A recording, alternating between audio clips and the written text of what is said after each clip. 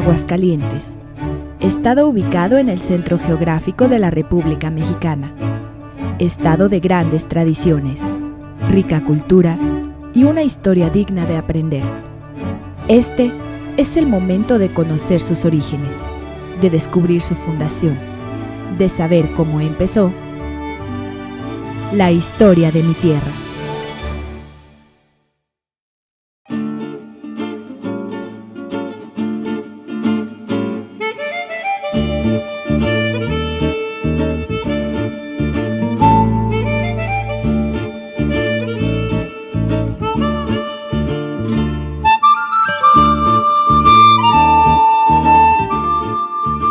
El municipio de Cocío es la frontera norte con el estado de Zacatecas. Se ubica en la ladera de las montañas de la Sierra Fría, parte que conforma la Sierra Madre Occidental. Conoceremos los detalles de su fundación, el por qué en un principio llevó el nombre de Natillas, cómo a través del tiempo los habitantes cambiaron sus costumbres y se adaptaron a un terreno difícil y agreste. Bienvenidos a Cocío, la puerta del progreso.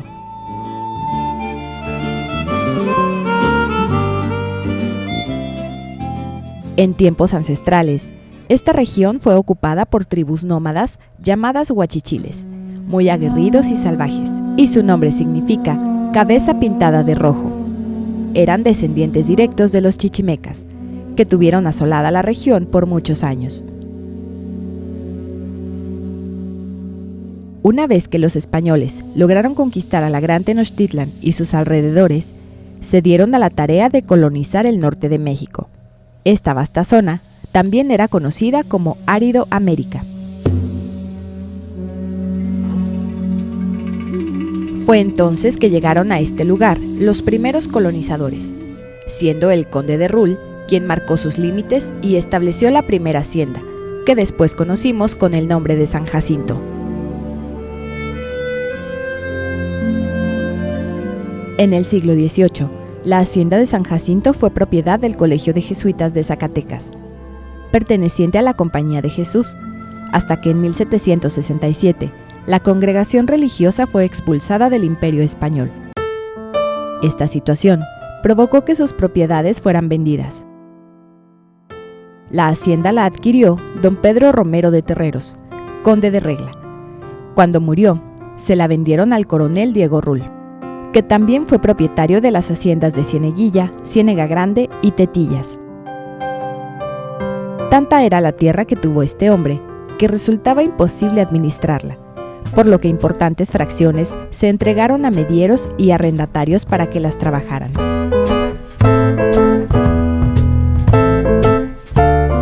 Los descendientes de Diego Rul vendieron la hacienda a un español de nombre Joaquín Yaguno, que en la época de la intervención francesa la fraccionó en 3 lotes de 15,000 hectáreas, cada una para entregárselas a sus hijos.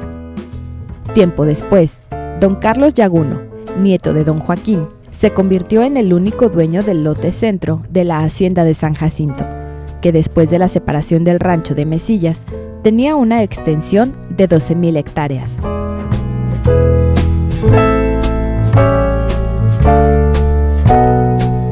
Por supuesto que adquirió compromisos económicos con sus hermanos y a la larga le resultaron difíciles de manejar, y para hacerle frente a su deuda se vio obligado a vender 6,652 hectáreas que formaban la hacienda de La Punta, que fue comprada por Ramón Pérez en 40,000 pesos.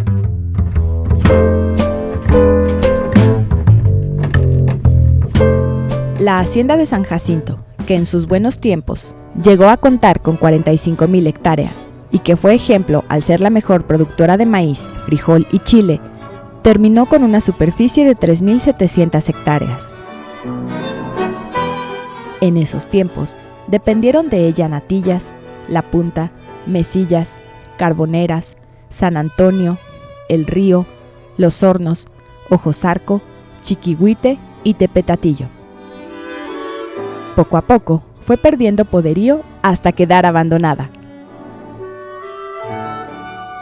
Y precisamente la hacienda de Natillas es la que nos ocupa, ya que aquí se asentó un pueblo trabajador, dedicado y orgulloso de su territorio.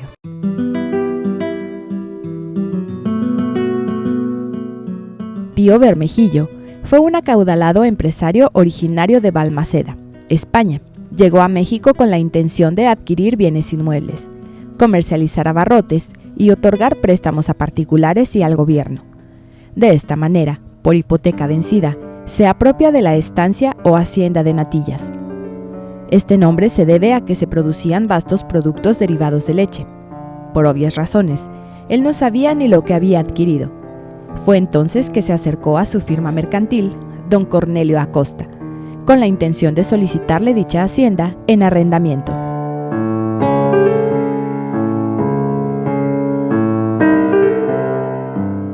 Así pasaron muchos años, y Pío Bermejillo nunca visitó Natillas. De esta manera, y viendo enormes intereses monetarios, don Cornelio Acosta, arrendatario de la hacienda, pidió permiso al hacendado Pío Bermejillo para edificar varias fincas en el lugar que hoy ocupa el pueblo de Cocío, formándose una estancia donde descansaban los viajeros que iban de Zacatecas a Aguascalientes, y al estar avecinándose varias familias en este lugar, formaron el rancho de Natillas.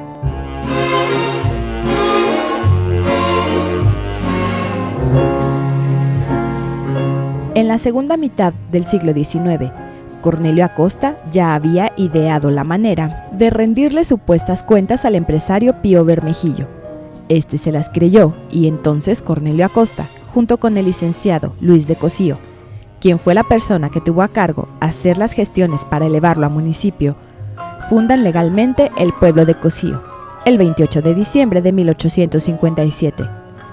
Obvio es mencionar que le pusieron el nombre de Cocío en agradecimiento a quien gestionó su municipalización.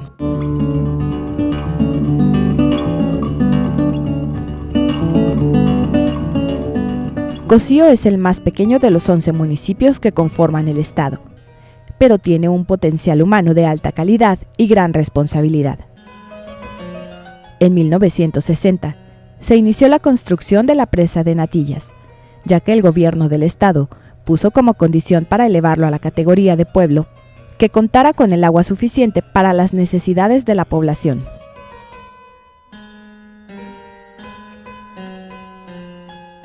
Al sur del pueblo de Cocío se encuentra la comunidad de La Punta, anteriormente hacienda perteneciente al municipio de Rincón de Romos, siendo hasta el año de 1911 cuando pasó a ser jurisdicción del municipio de Cocío.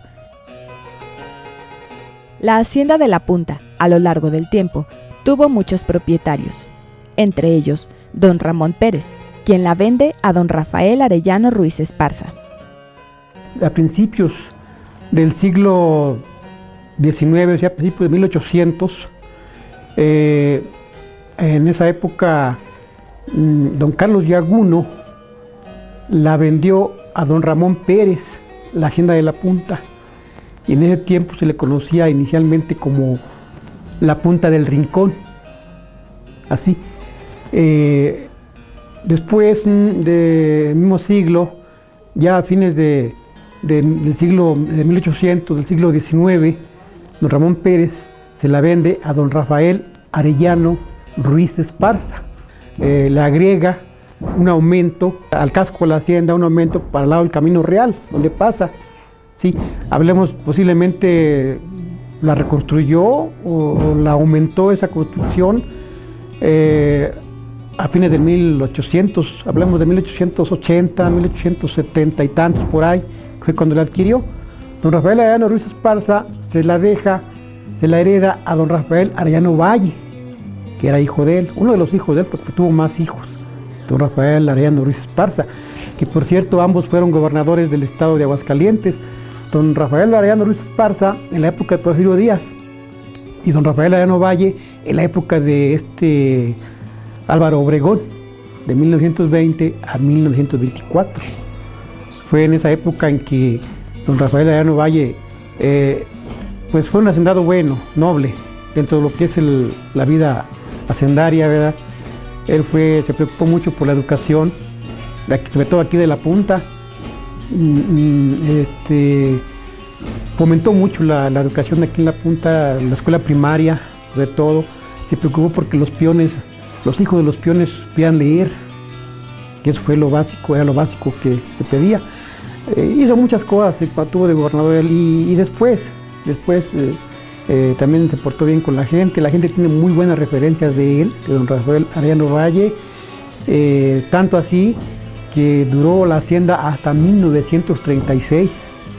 En 1936 se vino ya la dotación de tierras a los agaristas que pugnaban, que luchaban porque ya se repartiera la hacienda esta de La Punta, porque ellos miraban que en otras haciendas ya se había hecho la repartición de todas las haciendas generalmente, y esta duró mucho. Total que a raíz de eso hubo dos grupos, se dividió: los agaristas que pugnaban por la repartición de las tierras de la hacienda, que eran miles de hectáreas, y los acasillados que le eran fiel al hacendado.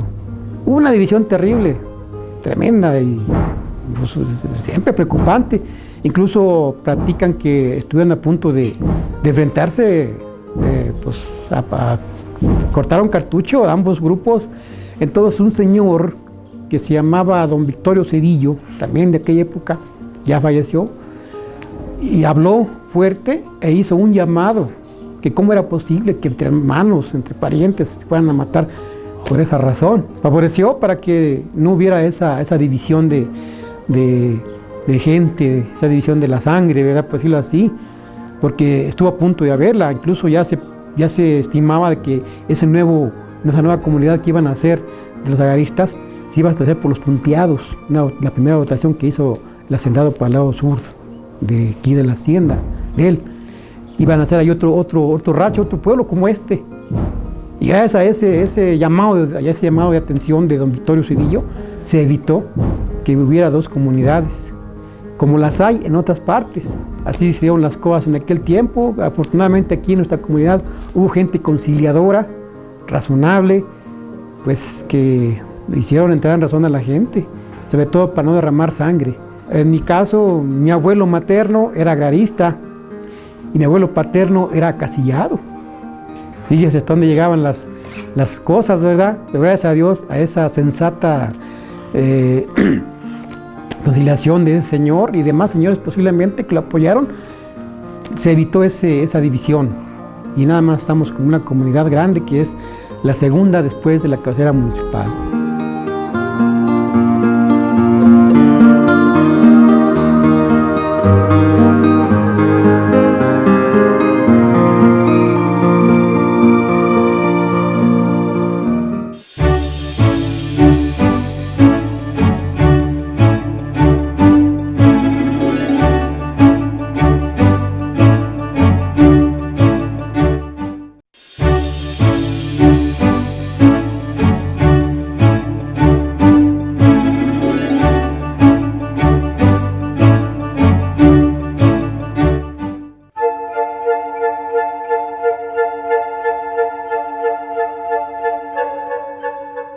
Les dieron tierras a 36 familias como por dotación de ejido, ¿verdad? Esa fue la fundación del ejido, ¿verdad?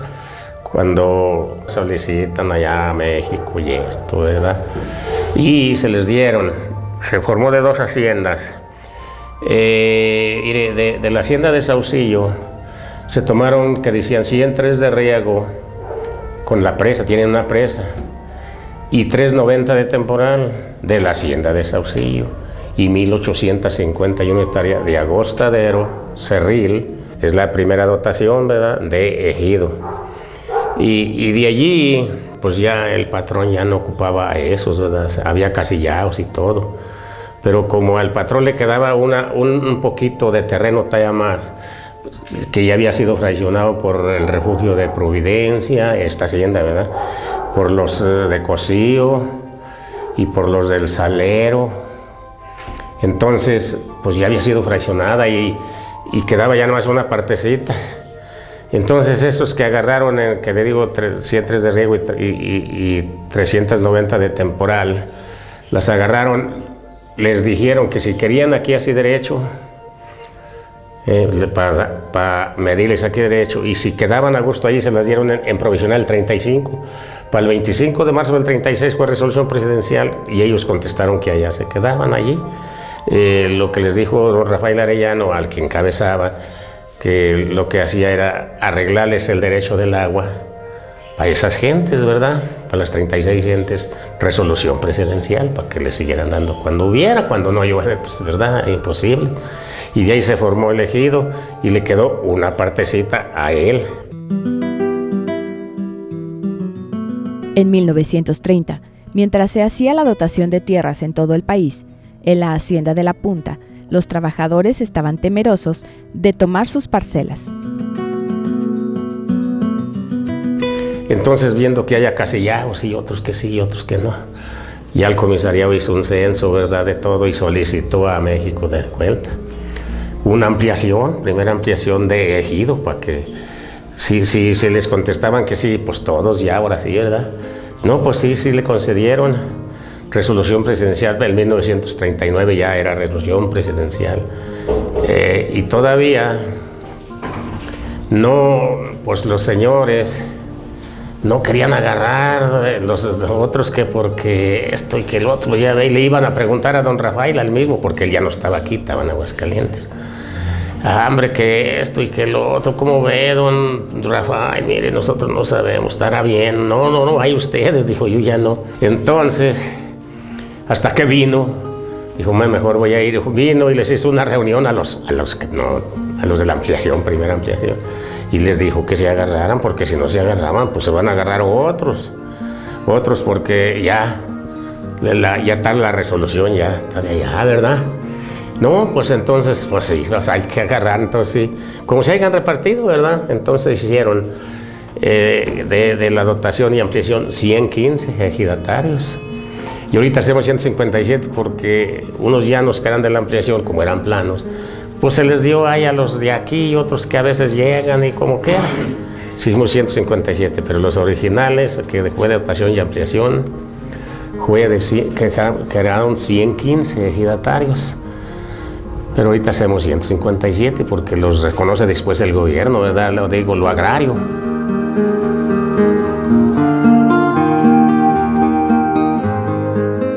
Y la hacienda de La Punta era de los Arellano, que vienen siendo los descendientes de Arellano, el que fue presidente municipal de Aguascalientes. Y aquí hubo un Arellano de la misma hacienda de La Punta.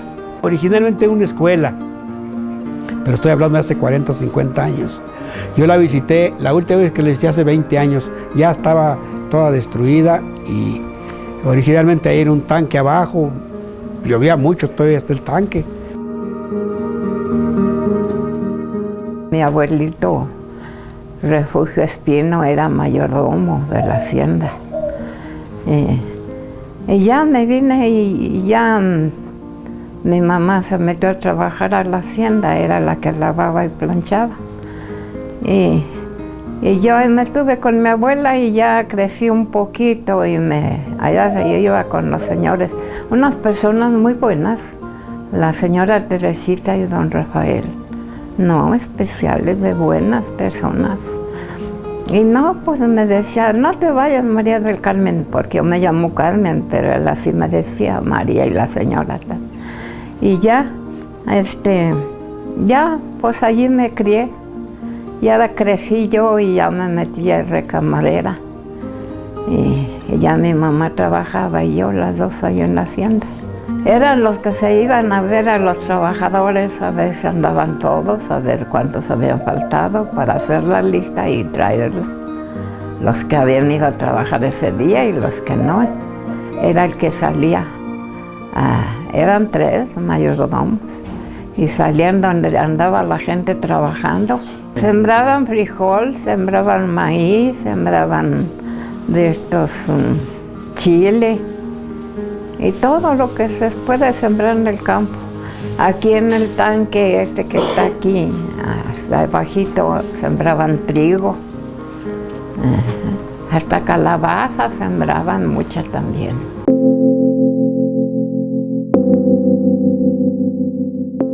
Mientras tanto, en el centro de Cocío, sobre la construcción del actual templo católico, se puede afirmar que se construyó de 1930 a 1933, con muros de piedra. Quien emprendió la obra fue el sacerdote J. Guadalupe García Prieto, siendo presidente municipal don Francisco Murillo. Dicho templo está ubicado en el lado sur de la plaza principal.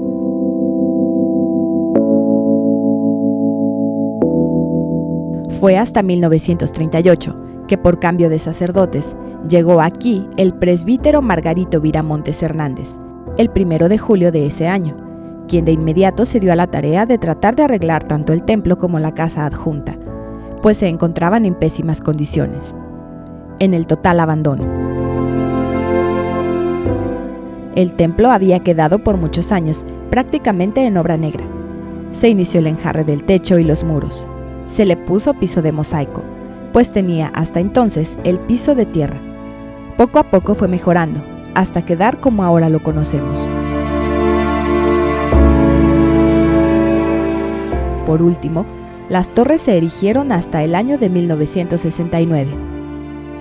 Algunos cuentan que el Cristo indígena milagroso llegó con los padres franciscanos de España, que fueron los primeros evangelizadores del continente americano. Otros manejan que lo elaboraron los habitantes de la Nueva España con la orientación y apoyo de estos evangelizadores, dado el material con el que está construido, que es poco común en nuestros tiempos. La pasta de caña es un material propio del siglo XVII, según la información que proporcionó quien restauró al Cristo.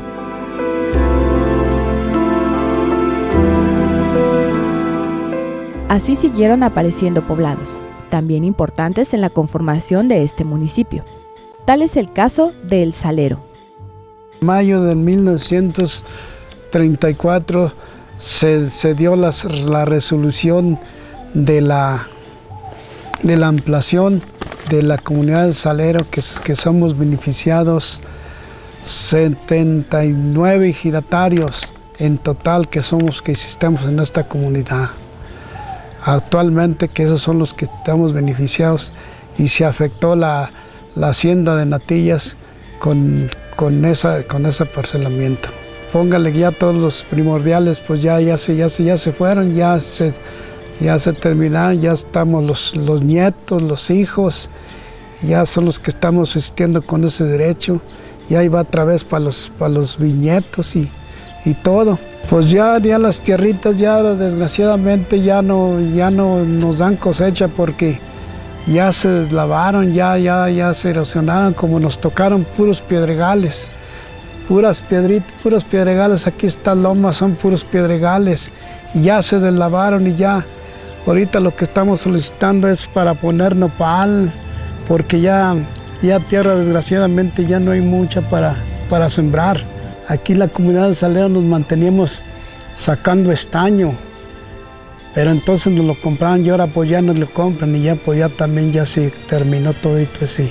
Cuando estaba uno joven, chiquillo, sí, pues sí vivíamos apenas, porque no había trabajos de jornal, no había, en los campos no había trabajos. Nomás el único labor de trabajo era ahí en el estaño. Ahí tenemos un arroyo que le hicimos los estañeros, está bien escarbado. No nomás nosotros trabajamos ahí. Venía Guadalupito, Adames, Cocío, por aquí venían todos agilados en sus burras flacas a acompañarnos ahí el estaño, porque ahí sacaba un medio que era la media mantención. Y así era, y ahí nos mantuvo mucho tiempo. El estaño es el principal componente de las soldaduras blandas utilizadas en los circuitos impresos y en las tuberías de cobre para agua potable. Pues a mí me platicaban mis antepasados que pues cuando trabajaban en la hacienda, pues trabajaban de a sol por cualquier cuarterón de maíz, que un litro de frijol y un peso que les pagaban, un tostón diariamente, así es que a la semana ganarían unos 3, 4 pesos a la semana. Y pues vivían ahí pues muy escasamente, muy raquíticamente, porque pues, ahí, si tenían mucha familia, pues a mí me decía mi abuelo que que necesitaban de sacar de ese corazón de los nopales para rendirle al puñito de maíz que les daban para rendir, para echarles mucha tortilla, para que llenara la familia. Así es que estaba muy apenas la gente. No creo que era bien, pues ahora sí que era de perdido, pues ya tiene uno que comer. Aunque sea hay mucha tortilla, frijolitos, pero sí, ya hay más, que antes no había nada. Cuando sí se daban cosechas, entonces sí había hasta se sacaba frijol y lo iban a vender a Adames, allá a embarcarlo al tren. Pero entonces estaban las tierras nuevecitas que los empezaron a desmontar, no estaban deslavadas como ahora. Uno no tenía chance de, por ejemplo, aunque ya tuviera unos 14, 15 años, que es cuando ya uno ya quería andar uno por ahí buscándose una muchacha. No, más para allá no había chance, nomás llegaba uno del jale y a dormir, y de dormir ya de allá se levantaba uno y a ir a traer el agua por allá lejotes, que le digo que iban unos 3 o 4 kilómetros. Así es que cuál chance, venía uno y más echaba una tortilla y se iba uno a buscar para sacar para la mantención. Así es que no había chance de andar uno que tener un rato de recreación, no. Aquí estaba un saloncito que cabíamos aquí, en la escuela entonces estaba así atravesado. Aquí pues lo más, aquí nos sentábamos en una piedra porque todavía no tenía muebles, de que tuviera amueblada, que tuviera mesabancos para estar uno escribiendo, nada, se sentaban en una piedra y nomás montonitos en una esquina. Los maestros venían a pie de por allá, de donde eran, venían a pie en partes. Cuando andaba un maestro ni en bicicleta se conocía nada. No, así te va trabajoso. Pero pues así es la vida y vale más vivir de abajo y no de arriba para abajo, porque si está viviendo usted inalteradamente con todos los medios y después cae, después casi hasta se anda suicidando. Y uno así no, ya está impuesto a todas las necesidades, ya no muy fácil uno está impuesto a todo adecuadamente. Y antes dormía uno, nomás se tendía uno cualquier papelito, cualquier costalito, y en la tierra así no había piso, no había nada, y luego en vez no había esos techos que tienen ahorita aquí las casas.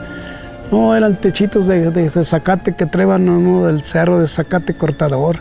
Ahí cuando estaba uno acostado para arriba, miraba uno las estrellas de adentro, y así era. Y así era la vida y así la pasamos. Ahora le platico a mis hijos y no la creen, ellos dicen que no, pues ya como ellos ya tienen sus camitas, ya tienen sus comodidades y todo, y más antes no había eso. Estábamos a raíz, pero pues de todos modos era bonito porque estaba uno joven y fuerte y todo, con ganas de todo, pero nomás que no había. Y ahora que hay, como me platicó un señor de Cosillo, cuando yo podía, no tenía, y ahora que tengo, ya no puedo, y así es.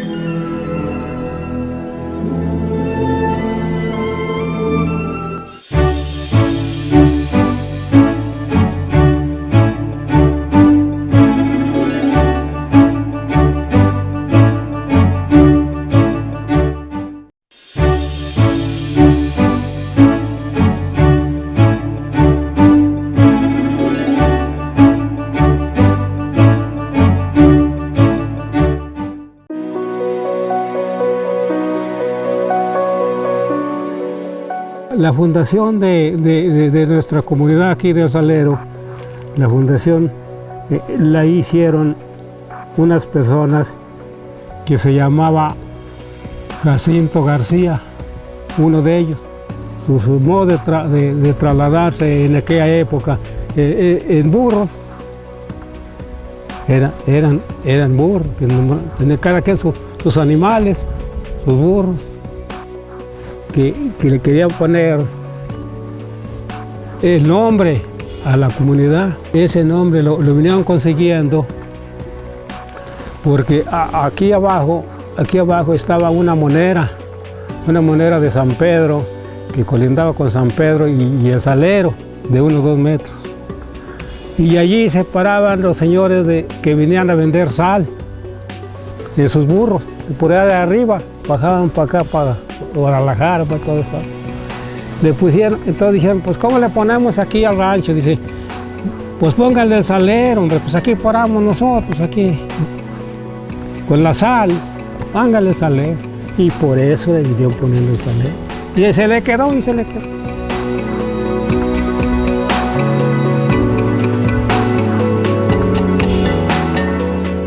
La señora que es la Virgen de las Angustias, ella se fundó en aquellos años cuando aquí los haciendados se llevaban a un señor que fue como para con la cordada se le iban para matarlo, porque según eso los haciendados lo agarraban con un robo y se lo iban a matar por allá. Por allá ya le andaba de celo, lo llevaban así y se fue a una, le dijeron que le diera chance a un arroyito a tomar agua. Y en eso, ya cuando estaba tomando agua, se le apareció una señora y allí pues ya le dijo, ¿qué hacen haciendo, buen hombre? Pues ya me llevan para tal parte. Dijo, no te fijes, no te van a matar ni te van a llevar. Y que estaba limpio así en los matorralillos pequeños allí, pero no, que al último lo andaban buscando ya los soldados y todo, y no lo encontraron. Le hizo ese milagro a ese señor. Entonces, ya cuando le dijo, mira nomás, te encargo mucho que el día 8 de septiembre le haga su fiesta a la Santísima Virgen de las Angustias. Y ya se vino. Desde entonces se ha hecho esa fiestecilla y no se ha dejado. Ahí nos han ido manteniendo ahí, pues malmente, comiendo unas cuijas, ahí por los cerros, ahí por las, ya esos lomas ahí que nos íbamos a cuidar vacas, y yo me iba a cuidar vacas y otros de aquí nos íbamos a cuidar y pues ya nos andaba de hambre.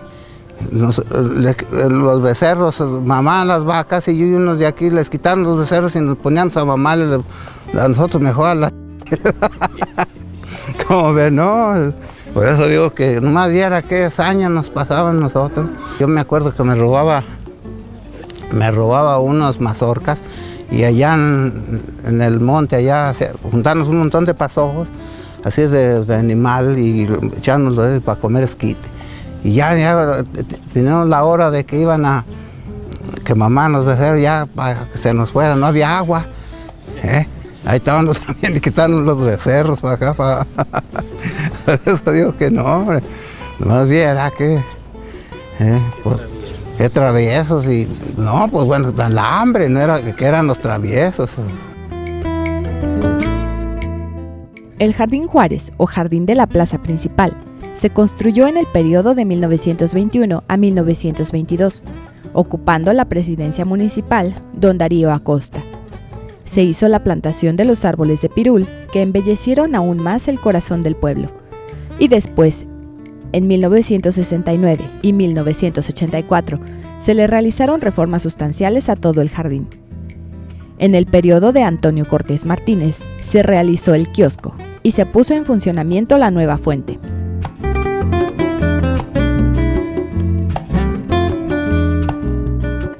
En el tiempo de bonanza del municipio, se sembraba vid, maíz, frijol, chile, papa, brócoli, chícharo y sorgo en temporada de primavera-verano, y ajo, avena y alpiste en la temporada otoño-invierno.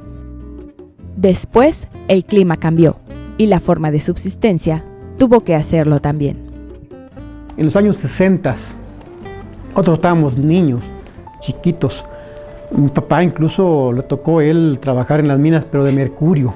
La bonanza fue de mercurio, que fue en la época cuando hubo guerras de Vietnam, ¿verdad? Y entonces, por esa causa, el mineral de mercurio aumentó mucho de valor. Era casi como oro, ¿verdad? A precio de oro. Entonces toda la gente y en toda la República se lanzaban a los cerros a buscar el mercurio. Es un mercurio, el único metal líquido, un mercurio blanco, pesado.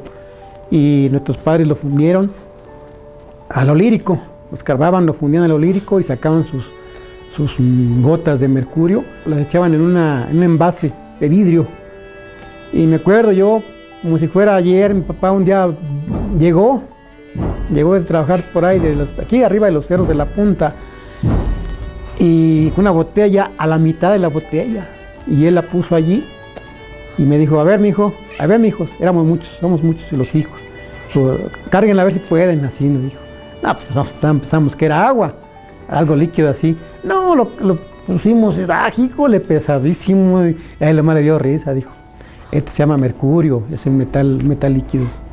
Y mucha gente trabajó en estos. Todavía hay pues un resto nada más de la mina. Mi papá decía que las minas se habían trabajado de valolírico, sin ninguna estrategia, sin ninguna herramienta moderna.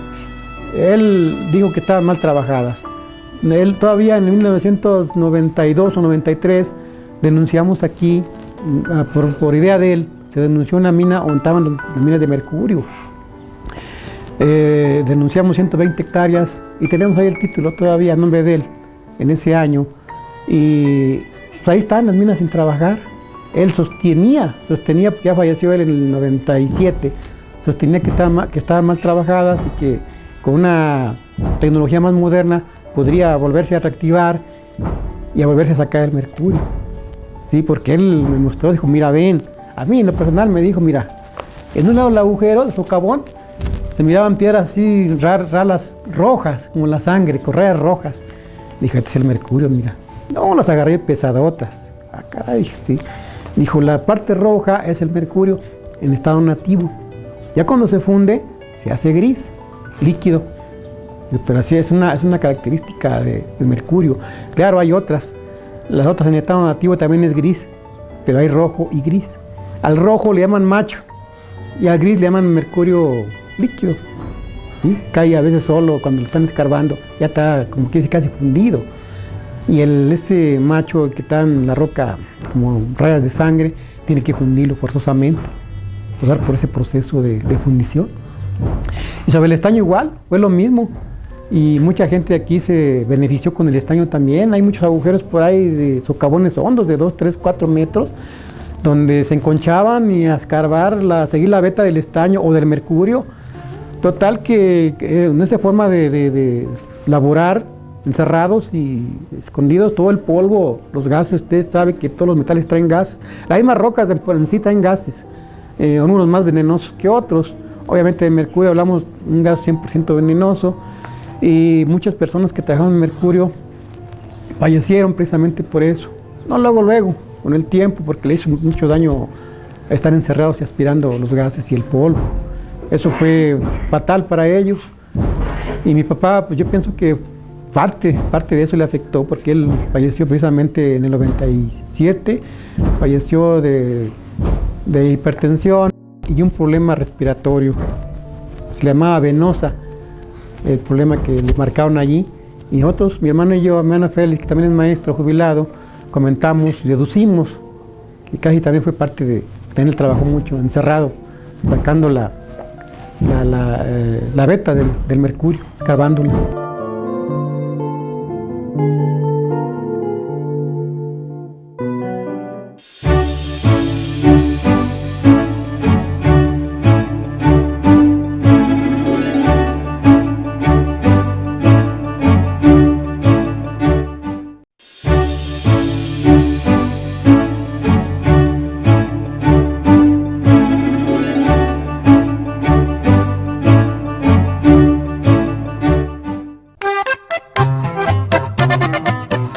Acontecimientos importantes relacionados con la Revolución Mexicana y la Guerra Cristera se escuchaban por todas partes. Y Cosío también cuenta en su historia del paso de las tropas revolucionarias por la estación de Adames, que era una estación de bandera por donde circulaban los trenes del centro de la República hacia el norte y el sur, con sus preciadas cargas y muy cerca de la ex hacienda La Punta. Me decían los viejitos más antes, cuando ellos vivían, decían ellos que miraban los trenes cargados, sobre todo cuando la guerra de Celaya, Guanajuato, que pasó Pancho Villa por aquí. Las tropas de Pancho Villa pasaron por los trenes, por la vía que está aquí abajito, cargados de soldados revolucionarios, en trenes y a caballo y a pie, de infantería y caballería, por el Camino Real, de aquí para allá. de norte a sur, a la guerra, a la pelea. Ya cuando los derrotaron, hicieron la misma maniobra, más que como venían derrotados ya, muchos venían heridos, ¿verdad? Y muchos soldados de Pancho Villa venían mal, todos venían mal, por tren también y por el Camino Real. Hablamos de 1914, 1915 por ahí. Llegó un destacamento villista aquí por la hacienda y se estableció después de la derrota al lado norte del casco de la hacienda. Ahí se establecieron y de las bodegas de la hacienda aquí de la punta las abrieron, las forzaron, sacaron el trigo, sacaron el maíz, el frijol y todo para abastecer a las tropas, abastecer a los caballos y a los heridos, ¿verdad? Desde luego. Duraron un promedio de 2 o 3 días. En ese lapso, del último día que estuvieron aquí, oyeron a lo lejos muchas detonaciones, ¿verdad? Y pronto el de Tropeta dio la orden de que se pusieran en línea para retirarse lo más rápido que se fuera, ¿verdad? Y ya se acomodaron y se fueron. Dejaron el tiradero ahí de todo. Dejaron el tiradero de maíz, de frijol, de carne, de las reses que mataron para abastecer la tropa. Todos platicaban cuando, por ejemplo, se ofrecía que decían cuando pasaban sobre eso, de la revolución, que pasaba un señor que le nombraron, llamaba Madero, de Madero, porque me platicaba mi abuelito, que decía uno al otro, le decía, que viva Malelo, no podían hablar, está todavía chiquillo, viva Malelo. En lugar de decir que viviera Madero, decía no, que viva Malelo. Hasta donde yo sé, los únicos que llegaron hicieron mucho daño fueron los cristeros, porque destruyeron el archivo, el registro civil, está quemado. De eso sí lo supe yo por gente que vivió. Pero el archivo ellos fueron los únicos que hicieron daño aquí. Los odiaban a los cristeros aquí, por eso. La gente que se acuerda de ellos, de los viejos que ya no hay, ya se acabaron, decían que no, y aquí hicieron mucho daño. Otra comunidad donde siempre ha reinado la religiosidad y el trabajo fecundo es la de Santa María de la Paz, localizada al noreste de la cabecera municipal, y cuyos habitantes se caracterizan por un carácter alegre y fiestero. 1936 fue la fundación aquí de Santa María de la Paz. Supuestamente aquí era como correspondía a la hacienda de aquí de Zacatequillas, don Rafael. Entonces aquí, por medio de que se cobró un grupo para que le pudieran dotar elegido en 1936. El elegido fue dotado para 36 ejidatarios. En esos 36 ejidatarios se empezaron a venir primero nomás como unas 5 o 6 familias, que fue la familia Durón con sus hijos y un yerno que tenía. Y luego enseguida la de mi papá, o sea, la de mi abuelito Luis Estrada. Era mi abuelito, 3 hijos, y mi otro abuelito, Pedro Ortiz, y otro hijo, llamado José Ortiz. Fueron los primeros 7 u 8 fundadores aquí que se vinieron aquí perdieron el miedo en realidad. Perdieron el miedo porque la gente estaba asustada que iba a venir don Rafael y que les iba a hacer, y que se escondían, según me platicaban en aquel entonces. Y de esa manera fue donde se fundó el ejido. Solicitaron la dotación del ejido por el municipio de Rincón de Romos, porque aquí fue dotado por el municipio de Rincón de Romos. Cosío no era municipio, era delegación. Cosío y San Jacinto. El municipio era Rincón de Romos. Bueno, pues de 17 años llegué a dar aquí a este ranchito. Y ya mi vida fue allá en La Noria, pero de ahí para acá está todo el tiempo aquí.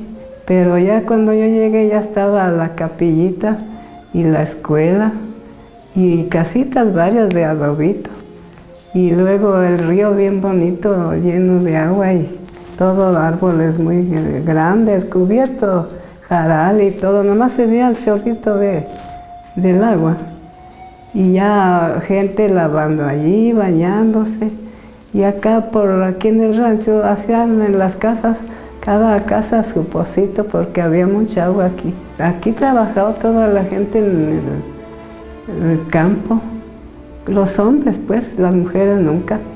Hasta ahora ya trabajan, ni modo. Pero antes en el puro barbecho, los barbechos trabajaban. Todos los hombres sembrando y que tumbando y todo eso. Supuestamente en ese tiempo, que sí, no elegido aquí, había mucho turicate, por eso le pusieron que el turicate, cuál en su posición preventiva. Así se registraron primero. Ya después que ya no, pues que está muy feo, que ya iban a dar la posición definitiva ya con planos, sellos y todo eso. Y no, pues que sea Santa María de la Paz. Y así fue por eso fue cuando vinieron cambiando el nombre. Dije, no, el turicate está muy feo nombre. Sí. Cuando yo estaba de muchacha, nos íbamos a los bailes. Y me llevaba mi mamá y mi papá me llevaban al baile. Y allí bailábamos los dos. Y como había que les nombraban que panaderos, nos llevaban a cenar. Y allí me llevaba a cenar, pues allí me habló para novia. Pues yo le dije que sí. Y ya nosotros todo el tiempo nos ha gustado mucho bailar. Desde que me casé con él fue puro bailar y bailar. Ya él no baila ni yo tampoco y pues yo creo que fue por tanta familia que Dios nos dio. Fueron 15 de familia. Yo creo que si me volví a casar con él, me hicieron las bodas de oro, pues ahora digo que sí estoy bien casada. Toda esta historia no estaría completa si no hablamos del paso de mulas tirando carretas y llevando metales preciosos para su proceso en las fundidoras, pero sobre todo de los hallazgos que personas de la comunidad han localizado por medio de diferentes métodos, como la radiestesia, que es una antigua ciencia para obtener información, mediante instrumentos como el péndulo, las horquillas y las varillas giratorias. Yo quise mostrarles distintas monedas que hemos encontrado aquí en los alrededores del casco de la hacienda, precisamente con la idea de establecer fechas de acontecimientos que pudo haber ido, incluso, ¿por qué no?, de la fundación de la hacienda. Tenemos esta moneda de 50 centavos que me la facilitó un señor muy respetado, que se llama Simón Castorena, porque esta moneda de 50 centavos de 1921 se la encontró pegada en un adobe. Esta es de plata, 1921, 50 centavos. Estas demás, algunas encontradas por aquí, como esta, fue encontrada por aquí. También aquí alrededor del casco de la hacienda es falsa. Usted sabe que siempre han existido las falsificaciones a través de la historia de México y en todo el mundo, yo pienso. Y yo pienso que estas funcionaron de esa manera.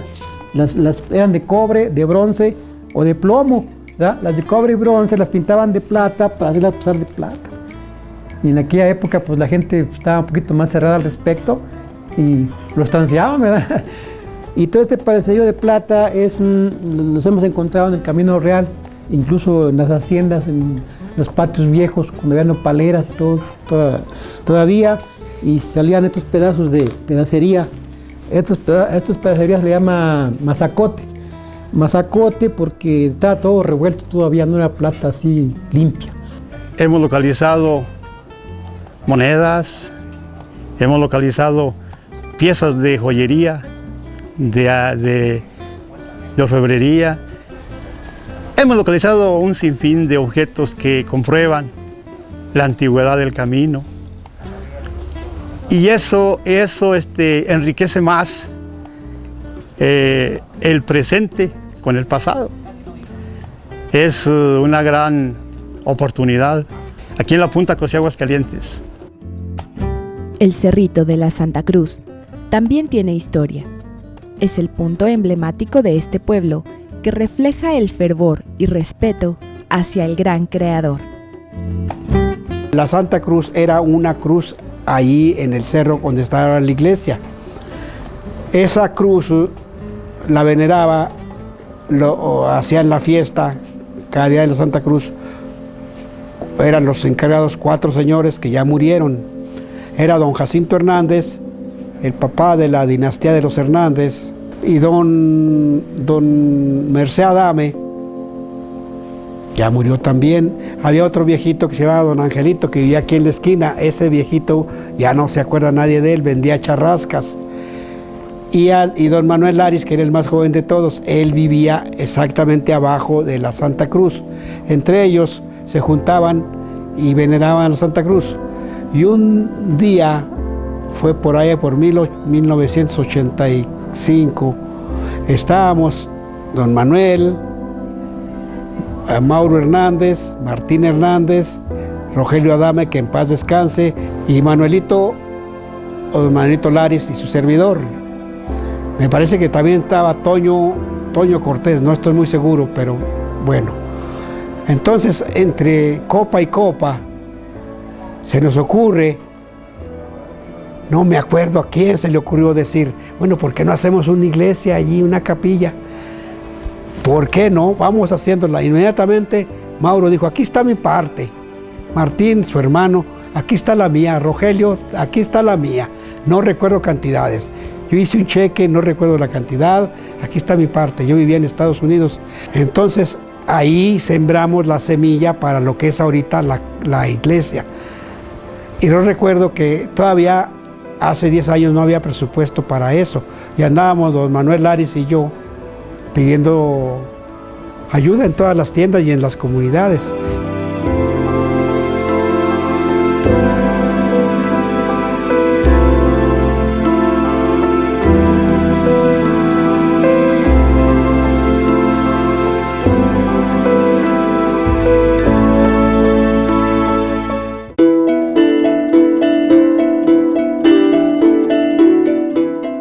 Este es Cocío, la puerta del progreso.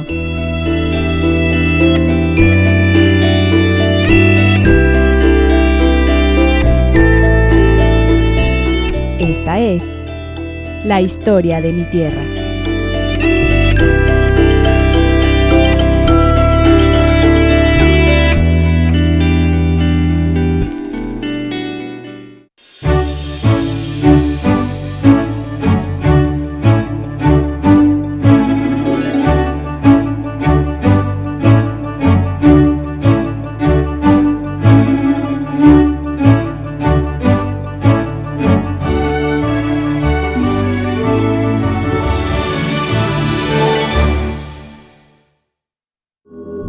Esta fue una producción de Aguascalientes TV.